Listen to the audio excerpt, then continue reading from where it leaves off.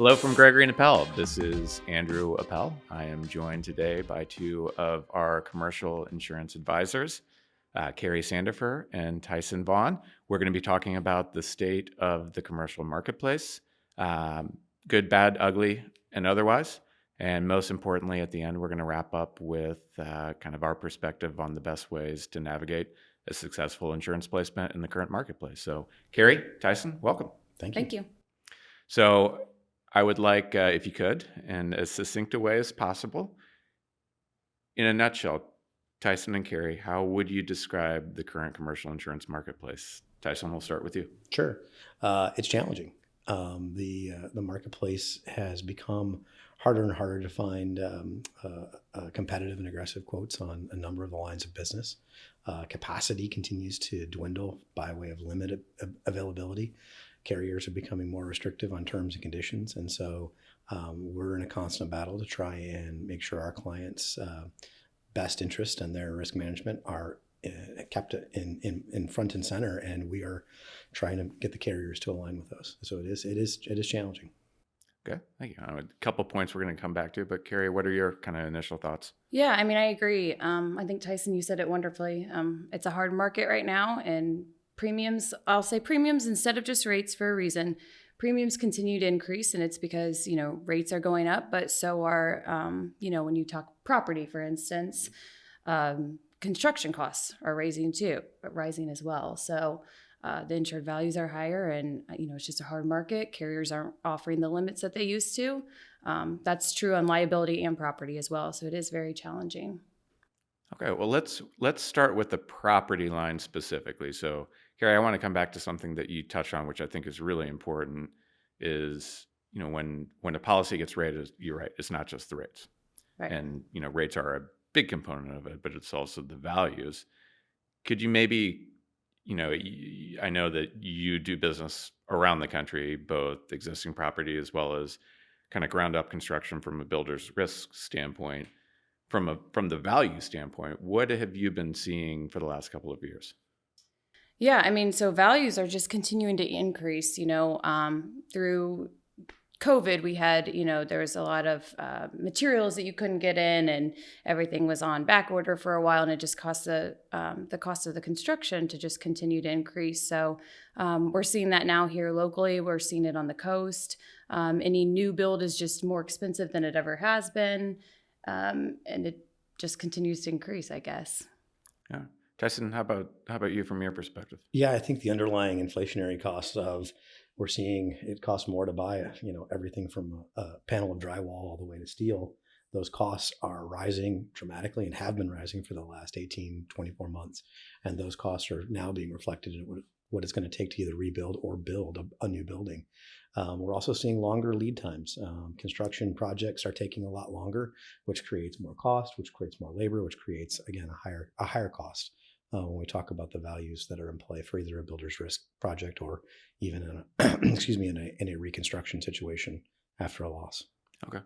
And for our insurance carrier friends listening to this, my apologies if I offend you or Kari or Tyson offends you, but are you seeing any differences from an underwriting perspective as to how carriers are looking at values? Because for a number of years, the values that a client would give, typically as long as it was, a respected, reputable client, were generally accepted. Are you seeing differences in how the carrier are accepting the values that clients are giving them? Yeah, absolutely. I would say that carriers, a lot of times, they're using their software systems to input, the information of the building, whether that be the address, the square footage of the building, the construction type, and they're kind of coming up with what their own value would be.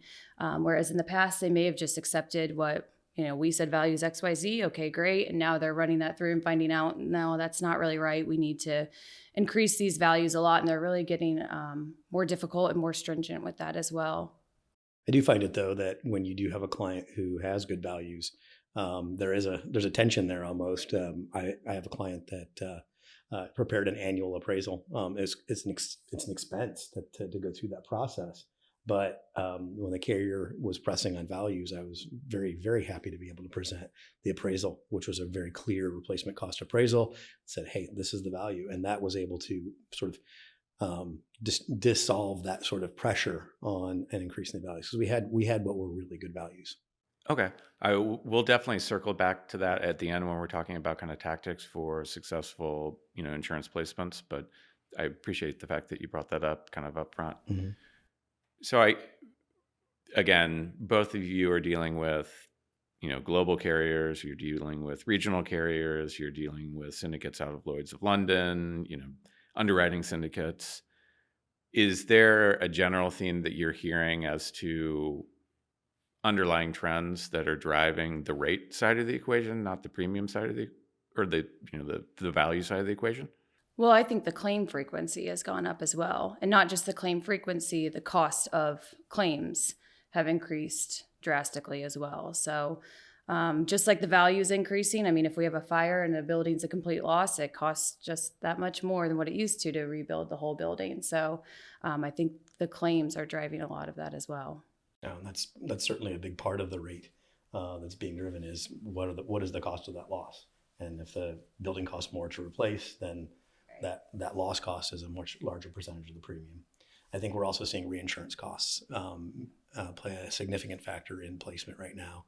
Reinsurers have faced probably, I think, in the last the worst 5 years of claim on a reinsurance national cat exposure have all occurred in the last 6 years. And so every year for the last 4 or 5 years, they've just been paying significant amounts of claim dollars. And so they can't stomach that. And so they've been passing their increased costs onto the standard carriers, the carriers that we place business with on a general basis.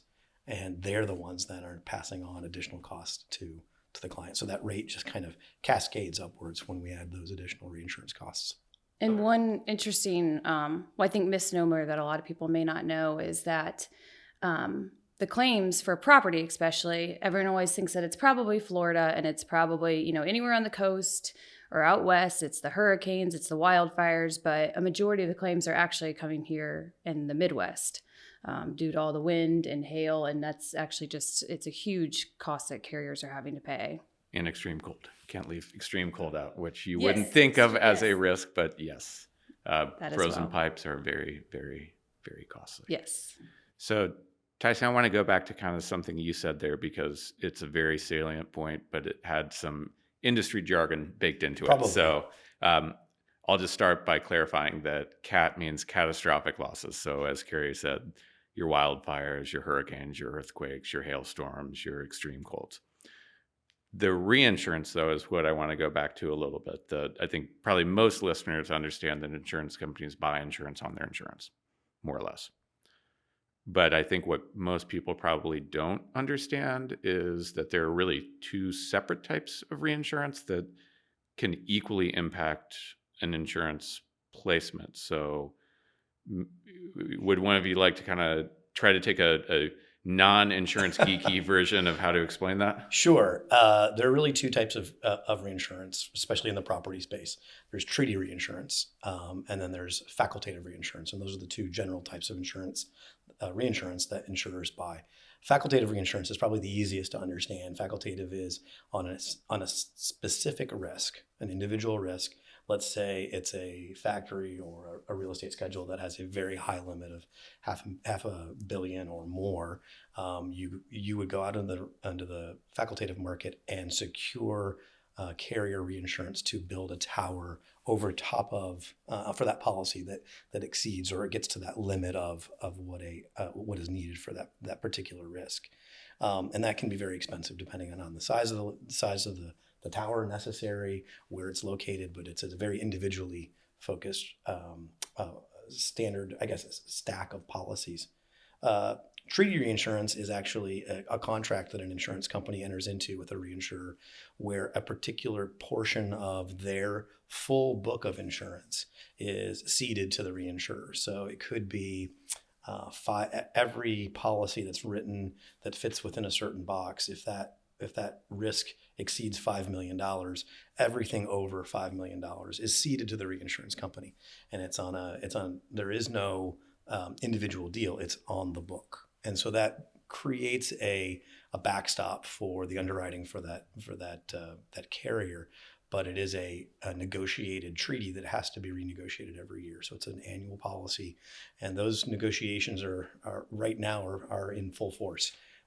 Yeah, and that this is probably a good point to interject. There are really 2, maybe 3 times during the year that most of the industry renegotiates. January 1st is by far the largest. So unfortunately, to unpack the sausage a little bit, our carrier partners are currently still negotiating those. So the individual underwriters at said carriers won't even probably really fully know until late November, maybe early December. So there certainly are projections out there, but more to come on that one. Absolutely. So to kind of put a bow on your summary of the property situation, everything's more expensive to build or fix. Yes. The cost of insurance for insurance companies is going up. Yep. And there's an increase in frequency in catastrophic losses, regardless of where you live in the country. Is that fair? Yeah, that kind of sums it up. Yeah. All right. There we go. All right. So I want to pivot a little bit to talk about the liability side of the equation. And then absolutely, I want to get to kind of like, how are we navigating this with our clients? Because I think that's the most important part of the conversation. We've talked about the factors on the property side. What are you seeing when it comes to like general liability, excess liability, and then we'll kind of talk about cyber liability and management liability separately? Sure.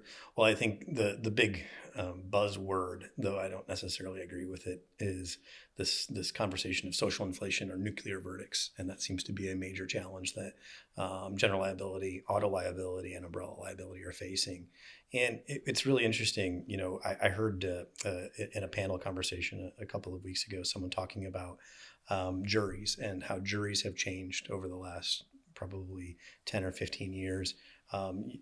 Jury used to be if a claim or a loss got to a court and then went in front of a jury, that jury could be they might want to punish the corporation, the business, because they acted badly. But juries today are being categorized almost as being angry, and they're really looking to almost settle a score. And so the jury awards have gone up significantly. So we call that social inflation. And so what used to be a claim that could be contained either in a primary or even an excess umbrella limit has now skyrocketed. And so those juries are becoming very, very aggressive in the way that they are making decisions about those claims. Kari, how about you? What are you seeing? I think a lot of what Tyson just said is where the biggest impact is on the umbrella market. So the general liability is continuing to increase as well, but the umbrella is really where it's seeing those significant rate increases. So that seems to be mellowing out a little bit from what it was a couple years ago. But I really think it's those nuclear verdicts that it just has the huge impact on the liability rates, auto, general liability, and umbrella overall.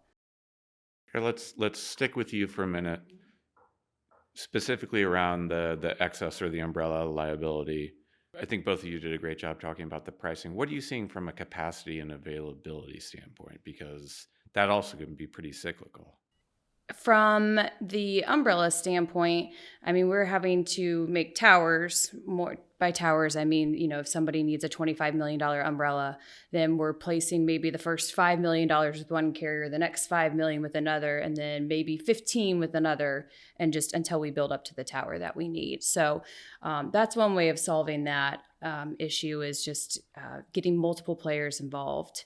And then on the general liability, you know, when we can, some carriers are willing to offer a $2 million per occurrence, $4 million aggregate limit, and that helps greatly on their umbrella pricing if we can find that. So that's one avenue that we've looked at. I know there's some excess auto programs out there with for clients with really large fleets that you can look to purchase another just auto layer to sit on top of the auto as well, which helps with the umbrella pricing as well. Thank you. And by the way, well done explaining tower. You caught yourself using jargon I and did. then explained it immediately. So our listeners appreciate that. All right. So I think both of you did a great job kind of explaining the drivers around some of the primary and excess liability. But let's talk about cyber liability for just a moment.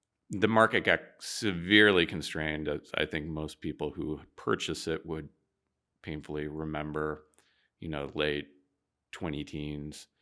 What are you seeing today when you're, and maybe I should say, let's focus not on somebody who's buying 1 or 2 million, but somebody who's buying 5, 10, 15, 20 plus million in cyber limits. What are you seeing in the marketplace today? I think so. A lot of carriers are just limiting their capacity. They're not going to offer over a certain amount. And I've also seen certain situations too where clients are being requested by contract to carry X number amount of cyber, and they may not really have the client may not have the revenue to quite justify having that high of a cyber limit. So that's been somewhat of a challenge. But usually we can solve that as well by kind of doing the same tower approach that you do in the umbrella and layering those policies. But I do think carriers are they're limiting their appetite, and they are also asking for more controls to be put in place. MFA, which is multi-factor authentication. They want that to be in place for sure. And there are even carriers who, if you do not have that, they won't even give you a quote. Yeah. I think that's been something that's been sort of a sea change by way of more and more of the larger organizations have adopted a much more aggressive security posture. So they are using MFA. They are using a lot of the technological solutions to controlling the exposure. And actually, in the last probably 6 to 12 months, we have seen that heat on the cyber market cool to where it's either flat. We've actually seen some reduction in cyber. But you're right. The capacity still they don't want to have themselves exposed to $10, $15 million worth of a loss, but they're probably charging at, or maybe even a little less for the limits that they are providing. So it's headed in the right direction. Yes, you still need to have MFA. Yes, you still need to do all the things from a security posture standpoint. But yes, the market is at least stable. We're not seeing it as aggressively ugly as it used to be, say, 4 or 5 years ago. And please, dear listeners, have your IT professionals fill out your application for you or have them advise you on the answers, because that becomes a warranty statement in the event of a claim. So, Absolutely. again, not to get into the weeds, but just saying for a friend. So, Kari, I guess in a nutshell, what I'm hearing you say for the cyber is lower individual capacity, but the marketplace remains. There's still a number of options. It just might require more work to get to the same limit that a client previously would have had. Absolutely. Okay. And any thoughts either on directors and officers or employment practice? Anything that you're seeing out there that people should be aware of? No, I think those markets have been pretty stable. We were a little worried coming out of COVID if there was going to be a bump in the EPLI because of the way employees were being handled, both letting them go early or what's the phrase? When they were being furloughed. But we didn't see a whole lot of claim activity coming out of that. So generally those lines, management liability lines, seem to be pretty stable. We were really worried about public directors, not public D&O, say 2 or 3 years ago, but that seems to also have cooled off just a bit. And you'll note I haven't even asked about workers' compensation because we're about 10 years into a very, very stable workers' compensation environment. So and the state of Indiana just announced another rate workers' cut. compensation rate drop. Yep. So that's why we don't need to talk about it. All right, so let's move the conversation now from kind of state of the market to more kind of proactive solutions. How are we working with clients? How would we advise a client as they're looking at an insurance placement, let's just say in the next 6 months, because I don't think anybody wants to forecast out much beyond that. So from a strategy perspective, when an environment gets like this, where you have increasing pricing, reduced terms and conditions, you see alternatives to kind of a standard insurance placement really start to get more attention. It's never gone away. It's always been a great solution for certain clients, but let's talk a little bit about alternative risk solutions. So, Kari, I'd like to start with you maybe, and kind of How have you seen that conversation evolve, here over the last 12, 18 months beyond what you already were doing in the space? Yeah, I mean, I know I'm having that conversation with clients more than ever before, because for clients where it makes sense, which is generally of a certain premium size, if you can fit into a group captive, then it can be very beneficial for you, because in a group captive, you essentially are the insurance company. So you are paying into a policy with other people, but you are the insurance company. So you can, if you're controlling your losses, then you're controlling your premiums. So it's a great way to really lower your premiums and continue to do so even in a hard market where the premiums in this not in a captive continue to raise. So they look at just you and your group and your losses, and they underwrite based on what you have done. So if you have that under control, it's a great option. When you say they are the insurance company, if there's somebody thinking about it and they have contracts, let's say that requires a paper or like, yes, I understand that they're funding the risk, but Right. for people that they do business with, is it still considered an insurance Yes, program? the group captives, they all have a fronting company. So, when you get a certificate of insurance, it still shows that insurance company as your carrier. So there's still a carrier out there. They're still behind you. They're still putting up some of the risk as well. Okay.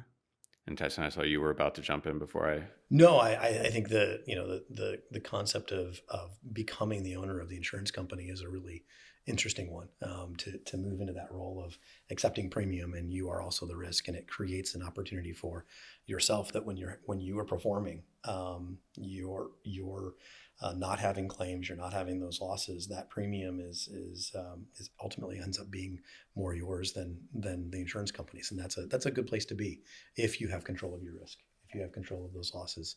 And so that's a big part of our advising of our clients is, does that make sense? Are you in control? Can you predict the kinds of claims you're going to have, and are you comfortable doing that? Yeah. Kari, when we talk about group captives, generally speaking, would you say they're better suited to a company that has more of a liability exposure or a property exposure? A liability exposure. The lines that you would put into the captive would be the general liability, auto liability, and the workers' compensation. Okay, thank you. So that's one strategy of kind of full out removing yourself more or less from the market volatility of the standard insurance market. So let's talk now kind of about what are some things maybe on the more property heavy side of, ways, conversations you're having with clients, things that you would recommend anyone thinking about a renewal in the next 6 months kind of approach. I'm not asking you to say like, what is your increase going to be, because nobody can give you that answer accurately, but like what are things that you would be advising anyone to do who maybe has a larger property portfolio? Sure. I think I started by mentioning it earlier. I think, having an appraisal done, whether that's through a legitimate property appraising company or whether it's a contractor's estimate, but really knowing what it's going to cost to rebuild your building is a valuable tool in the negotiation process, because you're able to then argue that your values are appropriate. It may be an increase, but that increase is ultimately going to be the payout at the end of the day as well. So yes, you're going to be paying more in premium, but you're also getting a higher limit. So you have to think through that a little bit. So the values and paying a good attention to the values is probably the first place to start, and make sure that you've got them correct, that you feel comfortable about them, and that in the event of a bad day, that's the amount of money you need coming back to you from the insurance proceeds. And then you start talking about terms and conditions. You start talking about deductibles. You start talking about some of the other terms and conditions within the policy, limits, sublimits, and you start working through those to make sure that they most address your needs, and that you determine what you do and don't want, and what are you comfortable insuring, and what are you comfortable accepting by way of risk. And that can be a fairly long, drawn out process, but at least you're going through that process of understanding what's in the policy and making sure it does exactly what you want it to do. Yeah, and I think I would just add too that it really depends on what kind of a risk you're talking to. I mean, for somebody who maybe has locations all over the United States, so the spread of risk is very large, you might be able to look at a policy where you're just going to provide a loss limit and we're not going to insure every single location to the full value. So that's one option for somebody. I think Tyson actually just touched on this, but you can look at deductibles. That's an option to drive up the deductible a little bit. Obviously, it'll lower your premium some. And then there's other programs out there like deductible buy downs. There's other wind hail. If you're, in Florida and you want to buy a different policy for your wind hail, so it lowers your property premium. There's all sorts of creative things that you can do. And just to clarify, a deductible buy down essentially is a separate insurance policy on your deductible. Yes. That reduces your deductible. Exactly. So, again, insurance jargon. So, Kari, on the topic of deductibles, though, right? That's a wide gamut, and kind of especially in the real estate world, very hot topic at the moment is wind hail. Mm-hmm. So, what are you seeing? Let's talk specifically maybe about Central Indiana first, and if then you see any difference around the country. But what are you seeing carriers trying to do relative to a different wind hail deductible versus a general property deductible? It used to be that most wind hail was just embedded into your regular deductible.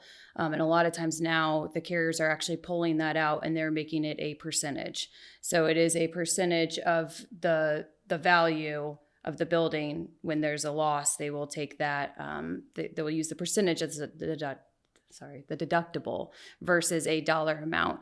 There are some policies too where they're still leaving it at a dollar figure, but it's outside of the general deductible though, so it'll be a higher.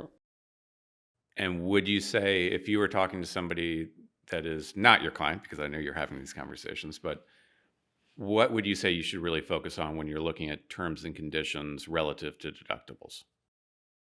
I guess I would just say, really pay attention to what it is that the carrier's offering, because they are throwing out all different deductibles on multiple items.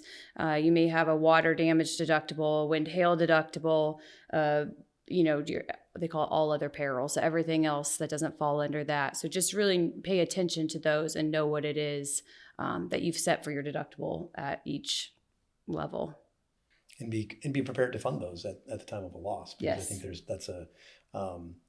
it's one thing to carry that large deductible, but if you're not funding for it or setting that money aside at the time there is a claim, whether you have a loss fund or you have a set aside, you're going to need those dollars. And so making sure that that's there and available to you. I've had a couple clients caught flat-footed because they didn't prepare for that. So we've talked about alternative risk solutions as one conversation. We've talked about the importance, especially if you have a property-heavy schedule, of making an investment in an appraisal so that you have additional negotiating power with the insurance carriers. We've talked about both deductible management strategies as well as kind of awareness around the different types of deductibles that are starting to pop up more and more frequently on large property policies, not just large, but most property policies, I should say. Are there any other strategies that you would say are regularly used or should be considered? Well, I think just, understanding the management of your risk and being able to communicate that to your risk management team and your broker. I think, as you're looking at, whether it's sprinklers in your building to MFA to, inspections on your boiler to driver certifications, there are a litany of things that you can be doing, managing that risk, making yourself a better and safer operation. And that then in turn, we can take that information and communicate that and work with our carriers, and that helps that process and helps the negotiation. So the safer and the more efficient you are in managing your risk helps that insurance buy at the end of the day. One word you used there, Tyson, was communication, which I think is probably a great thing to end this conversation on, which is, I guess, twofold question. Kari, we'll start with you. Knowing that we communicate with our clients throughout the year. There's no start, there's no end. There's just a continual process of trying to help and create a better, more informed risk. If you had somebody who was approaching a renewal in the next 6 months, when would you advise them to expect to start having regular communications about the process?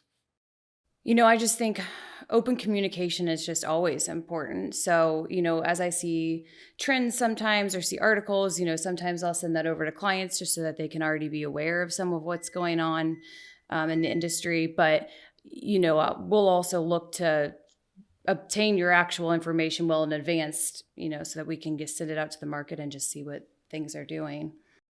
Okay. Tyson, anything you'd add to that? Yeah, I think if we're 6 months away, I think you should be having conversations with with us, talking a little bit more about what to anticipate, and we're going to do our best to try and predict and make the best decision about where do we need to spend our time and resources to best approach the market.